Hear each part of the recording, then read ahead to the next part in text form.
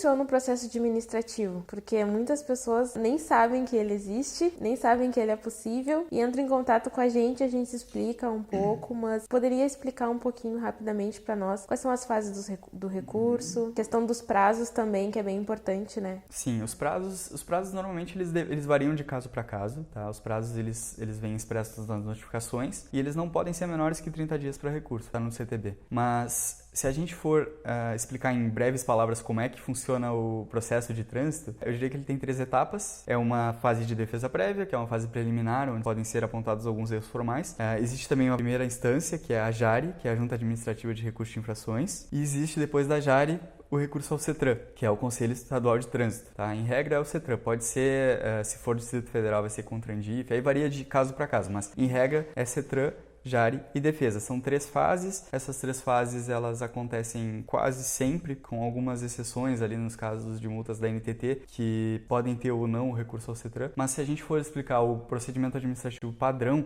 seria com defesa prévia, recurso a JARI e recurso ao CETRAN. Cada uma dessas instâncias, a gente luta para que o órgão de trânsito respeite o prazo legal. Muitas vezes não é respeitado, mas a gente luta para que o prazo legal de julgamento seja respeitado e todos esses recursos sejam julgados em 30 dias. Mas se eu tivesse que te explicar com resumidas palavras, seria isso. Em relação às garantias, quais as garantias que a gente oferece para os motoristas que nos procuram? A gente oferece várias garantias, né? A gente tem garantias, a gente garante que a nossa equipe é a mais capacitada, né? A gente pode garantir isso porque a gente tem um desenvolvimento contínuo de pessoas que pensam somente nisso, trabalham o dia a dia inteiro em matéria de trânsito, de direito de trânsito, então essas pessoas estão sempre se atualizando, lendo, buscando informações.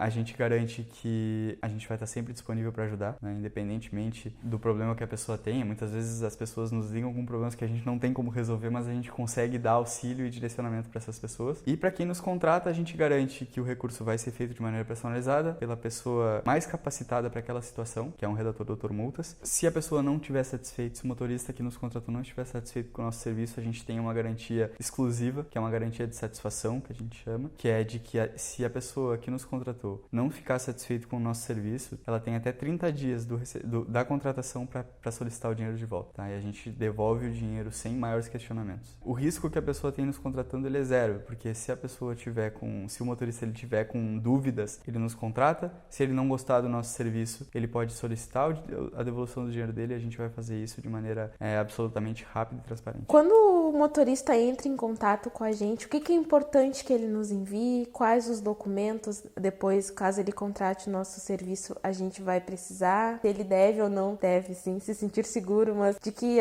a gente garante a ele que esses dados não vão ser recebidos com sigilo total, seja a notificação de penalidade, seja os documentos que ele nos enviar, números. A gente tem, como todo serviço online, a gente ainda encontra pessoas que têm realmente esse receio, né, de enviar informações, de passar dados pessoais, né, mas a gente tem uma equipe absolutamente treinada que se responsabiliza por guardar essas informações. A gente tem vários mecanismos internos de sigilo e de proteção a informações e dados, né? A gente não vai em momento algum deixar que algum dado de algum cliente possa realmente sair de dentro dos limites da empresa, então a gente mantém isso tudo com a maior responsabilidade, né? Uma das nossas prioridades na nossa operação é buscar realmente a proteção dos dados das pessoas. As informações e os documentos que que o motorista precisa nos passar no primeiro contato. No primeiro contato, talvez não seja necessário nem mandar documentos, né? A pessoa, se ela tiver com receio, se o motorista tiver com receio, ele pode simplesmente nos ligar ou nos mandar um e-mail, conhecer melhor a empresa,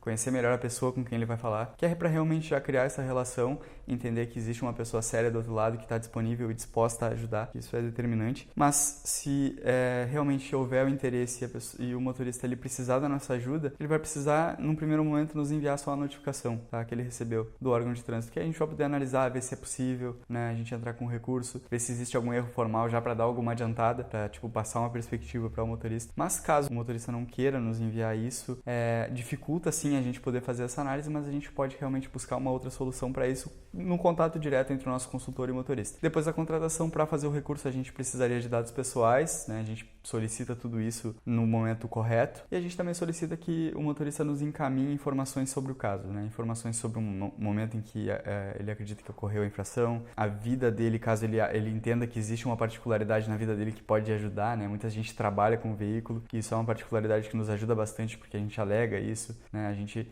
tenta sensibilizar o órgão de trânsito com o fato de que a pessoa depende da CNH para trabalhar. Então, essas informações elas são importantes. É claro, os dados solicitados eles vão variar de acordo com o momento em que a pessoa estiver em que o motorista estiver contando com a nossa ajuda, né? Por fim, então, para finalizar, Adriano, uma pergunta que é bem recorrente também é a questão da entrega do recurso. Quem é responsável por entregar? Quem pode entregar esse recurso para o motorista? A entrega do recurso, a partir do momento que já tiver assinado com todos os documentos preparados, a entrega do recurso ela pode ser feita por qualquer pessoa. Desde que o motorista que está recorrendo ele já tenha assinado o recurso, essa entrega ela pode ser feita por qualquer pessoa sim, né? Desde que tenha os documentos todos eles que a gente já instrui o motorista, desde que esses documentos já estejam todos alinhados e juntos com o recurso, essa entrega pode ser feita realmente por qualquer pessoa. Uma outra dúvida que, não sei se é uma dúvida que torna todos os nossos clientes, mas uma dúvida que eu sei que se repete bastante, é com relação ao fato de as pessoas não entenderem que a gente não entrega os recursos de trânsito. Hoje a gente ainda não oferece isso, né? A gente não oferece a entrega dos recursos administrativos, né? Porque o recurso ele precisa da assinatura do motorista, né? Ele precisa da preparação dos dados, das informações, então é um serviço que a gente ainda não consegue proporcionar. É lógico que a gente pretende, sim,